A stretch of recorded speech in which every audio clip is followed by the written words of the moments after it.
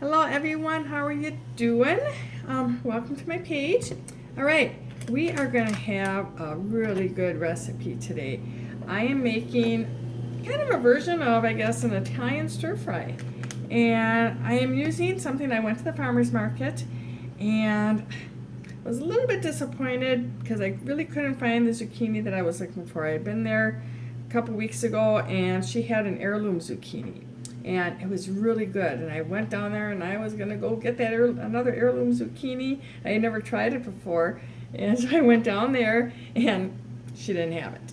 So I kind of, that's what happens when you're at the farmer's market. You're kind of at the mercy of what the farmer has, and I understand that. So I just made do with what she had, and we will go with it. So what she had was she had some of these really nice yellow zucchini. And so I'm going to use that in the dish today. And what I like about the yellow zucchini is it does keep its yellow color. So I like it because if you wanted to add a little bit of colors, bright color to your dish, the yellow zucchini is a great way to do it. That other heirloom zucchini, the one that she had a couple weeks ago, it was green, and then it was actually like a variegated zucchini. And it was just really interesting. So what I'll do is I'll try to find a picture of that, and so that I can show you guys what, looking for my scraper. I had it out earlier, but I don't know what I do with it. I'm gonna find it, 1 minute.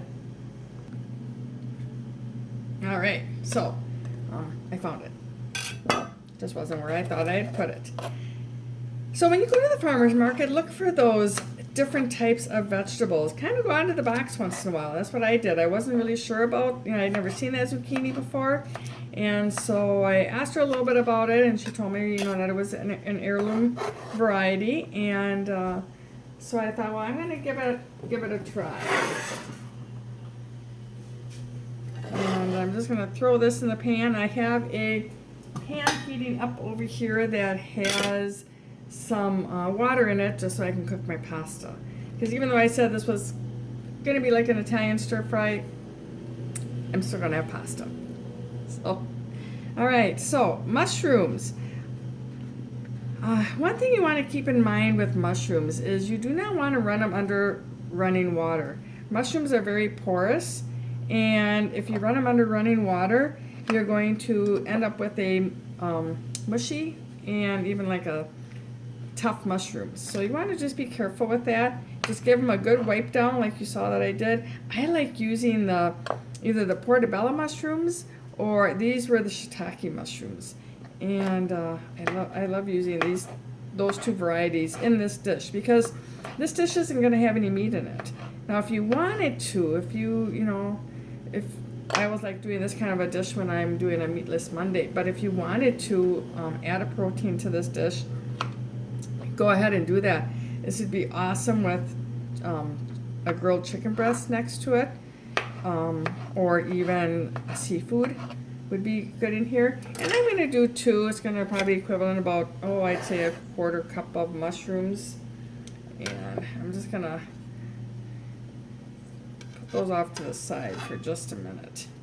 So I'm going to cut up my onion here. And I think I probably showed you this before. You couldn't see anything I was doing. Oh, shoot. Sorry about that, guys. I wasn't looking at the camera. And so hopefully you saw a little bit of me cutting up that zucchini. But basically all I did was I just diced it up. Should have checked my camera before I started. All right, let's move you guys back a little bit, because I can see it's starting to tip. There we go. All right, so now the onion, all I do with my onions is I just cut them vertically, and then I cut them horizontally. Now be careful when you cut this horizontal slit, because you don't want to cut yourself. I had a little mishap about 1.5 weeks ago, and so I learned the hard way that you gotta watch what you're doing. Okay. So this was a very small onion, And so I'm just going to put that right in here also. And then I'll just cook up this, or throw this zucchini, this mushroom. I'm all flustered now because of my zucchini. Put that in there. And then what else do I need to put in there? And I'm just going to cook that up and let that cook for a little while before I add any of the other vegetables. Some of the vegetables that I'm adding later don't need to cook that long, so I don't really have to worry about adding them right at the same time as my zucchini and my onions. I like giving those a little bit of a head start.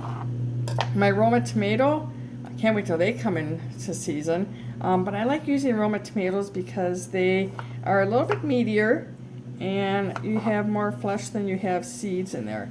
And you can cut these, chunky. It's not going to hurt anything. So just cut those up. All right. And then I'm going to have my garlic. Now, the one way I like doing my garlic is I like taking my microplane and I like just grating my garlic right on the microplane. What that does is it actually makes like a garlic paste. And I just think that's a lot easier on the palate than biting into a big piece of garlic. Just be careful. I quit before I got down to that last little chunk of garlic there. But you can see what a nice little paste that makes. And I'm going to just throw that right into my pan. I'm going to move you guys over here in a second so you can see me cooking over there. But right now I'm just trying to get everything organized here. So what I'm going to do is my water is boiling, so I'll probably add my spaghetti to that pan, and then I'm going to bring you over and show you the zucchini and how to cook that up. But before I do that, I wanted to show you another way of preparing your zucchini. A lot of times we don't use vegetables because one, our family doesn't like them, or your kids are funny about eating vegetables. Get yourself a spiralizer. I love this thing. And I'm gonna stick that right in there. It's a great way of hiding vegetables, especially with a vegetable like zucchini, because you can make a really long spiral that looks just like a spaghetti noodle. And so I had a little bit of my green zucchini left that I got yesterday, so I'm going to use that just to kind of show you what this does. Now you can actually even buy already spiralized noodles in the store. So that's a great way of just kind of hiding those vegetables from your kids. Even your husband if he doesn't like vegetables.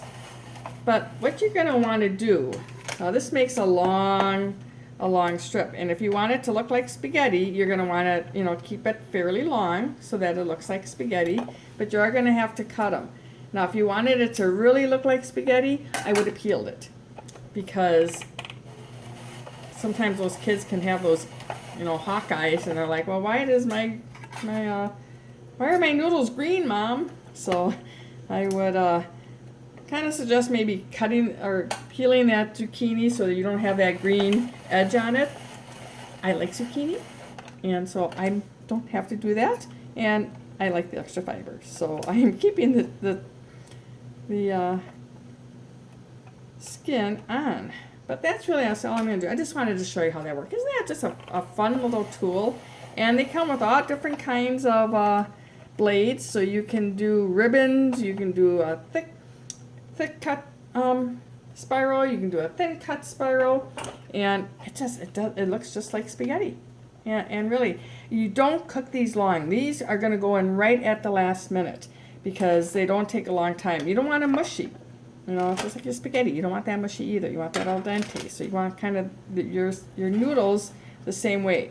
So I'm going to throw this stuff all over there. I'm going to move you guys over. I'm going to turn the camera off while I do that so that I don't drop you. Okay, so I have my water boiling over here, and I'm going to throw in my pasta. And I'm just making this for myself, so I'm not going to throw in a lot of pasta. Just a little bit. Just enough for me.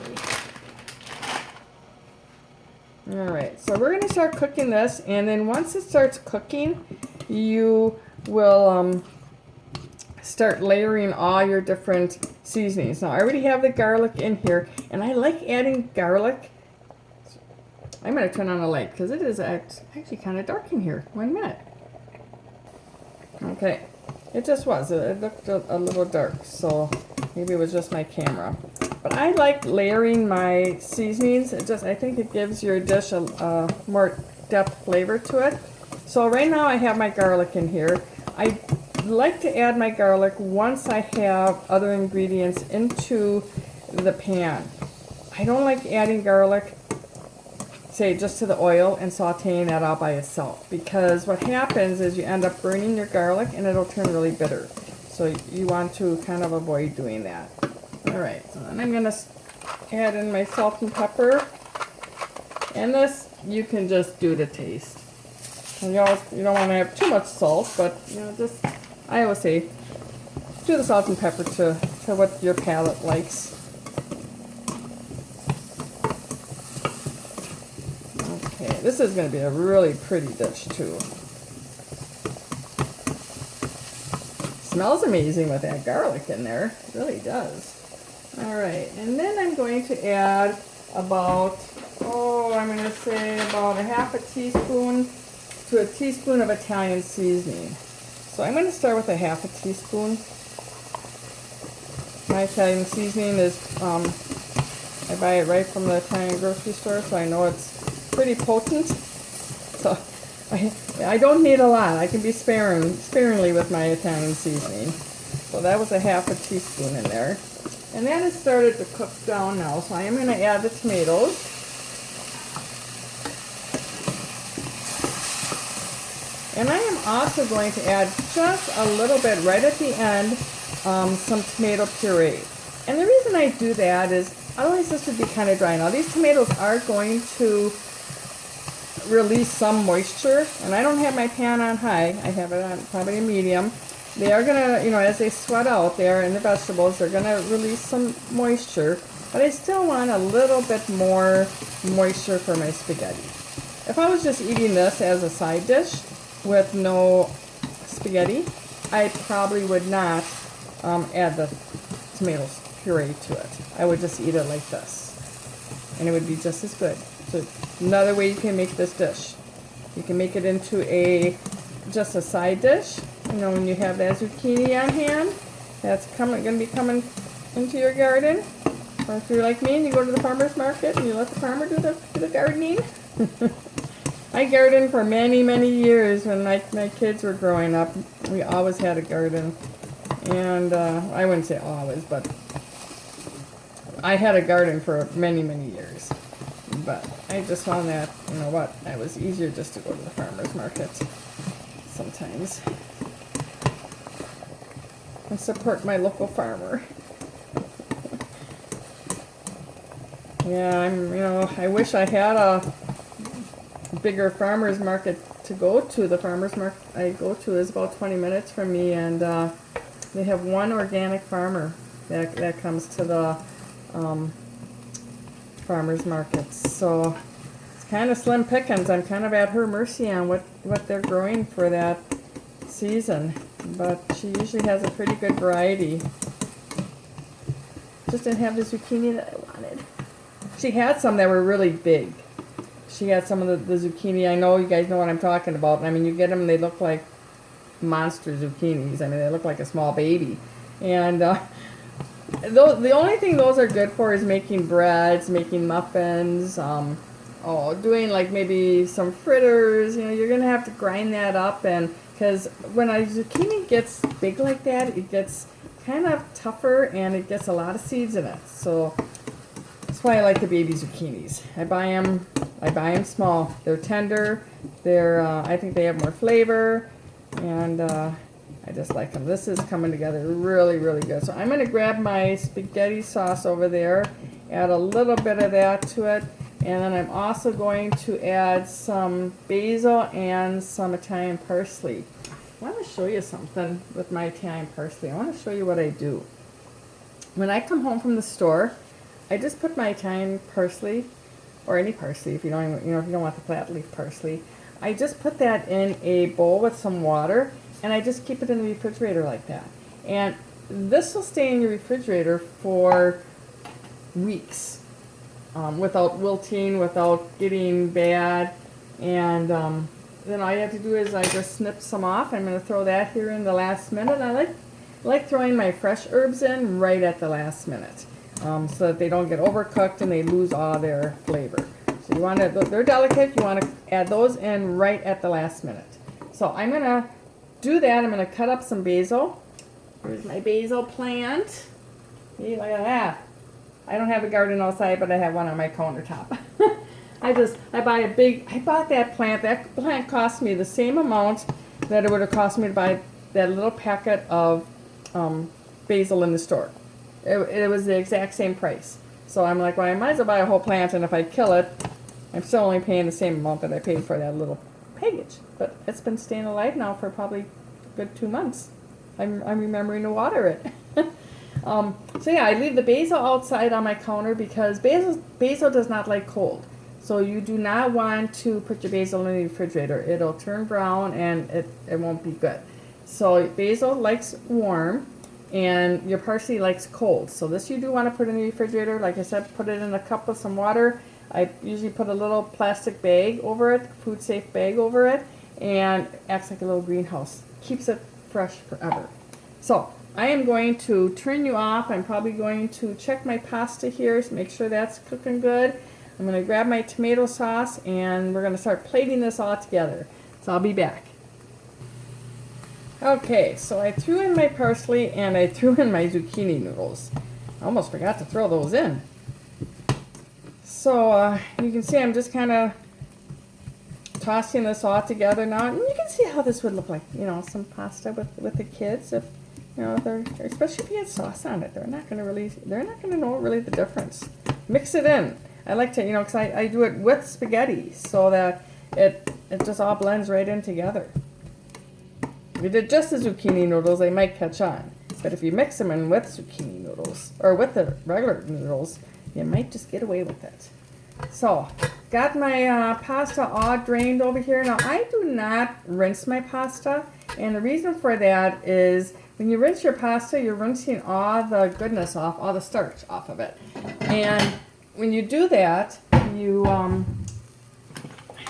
that starch will act like glue. And so what you're doing basically is you're creating a noodle where the sauce is going to slide right off of it. So if you keep that starch on, the sauce is going to stick to the noodles a lot better. So you just kind of, you don't want them sitting in the pan a long time after you cook them when you do that because they will stick together. But once you get that sauce on here, that's going to really just loosen those noodles right up. Alright, so we're going to move that off the pan, or heat, so that we don't cause any issues here. And then I'm going to throw in just about a third of a cup of tomato puree. And then you just scoop a little bit of this right over your pasta. This is so good. Just a nice, fresh summer dish. You don't have to turn on the oven. You're turning on your stove for a little bit, but really not very long at all. If you weren't talking to somebody in your kitchen like me, probably 10 minutes and everything would be done. So, get some of those zucchini noodles in there too. So look at that. Doesn't that look good? Then I'm going to show you the finishing touch. I'm going to move you guys over to my counter again. I'll show you the finishing touch. Oh, I dropped a little piece of zucchini on my stove. Starting to snap, crackle, pop. And my garbage disposal heard that too. her head popped up when all I have to do is say oops or ooh when I'm cooking, and she's over here. So I'm going to turn you guys off, and I'm going to move you over there so I can show you the last step. Oh, there went my phone. All right, I just kind of tilted it a little bit so you can see a little bit better. But the last step that I'm going to be showing you is you have to have some cheese with this. And so I'm just going to use my microplane again, and I'm just going to grate that right over the top, just like they would in a nice fancy Italian restaurant. I don't know, are you like me when the guy comes around to your table and he's grating up the cheese? And he's there, and he's there, and he's there because you never say stop. He kind of looks at me like, I'm like, yeah, I know I like my cheese. One thing I do want to get on my little soapbox again with the cheese real quick, you want to make sure you're getting a good Parmesan cheese. Don't skimp on the cheese and get the pre-grated cheese. When you do that, I'm just going to lift you up here so I'm not cut off. When you do that, what you're going to also be getting is an anti-caking agent that's actually like wood pulp that they add in there to keep it from sticking together into the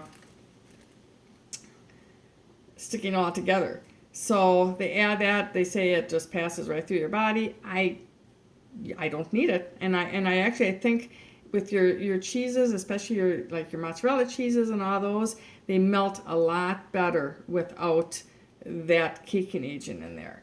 And so even have my husband buying that now, because he actually tried it and he agreed. He's like, yep, this melts a lot better. So just get a good chunk of, I just get a good chunk of Parmesan cheese. You have the rind there. When you get down to the rind, you can kind of see where it gets darker there, and you're not going to use it anymore. Just throw that in the freezer, and then when you're making a soup or even maybe some spaghetti sauce, you can throw that right in the pan, and that adds a nice that Parmesan adds a nice nutty flavor, cheesy flavor to your dishes, because Parmesan does have kind of a nuttier taste to it. But here is your zucchini pasta. Isn't that just delicious looking? I can't wait. And that green zucchini is all hidden in the noodles, so who'd know? So I'm going to enjoy my lunch. I hope you guys give this a try, and go to the farmer's market. This is the best time of year. You can go to the farmer's market and find all sorts of different things. And if you live in a bigger town, you probably have a wonderful farmer's market. And we have a good one, but like I said, it's limited to one organic farmer. But I'm thankful for that. So talk to you later, and hope you like this recipe. You can always subscribe to my channel, and this way you can make sure you don't miss any of the recipes too. Talk to you later. Bye-bye.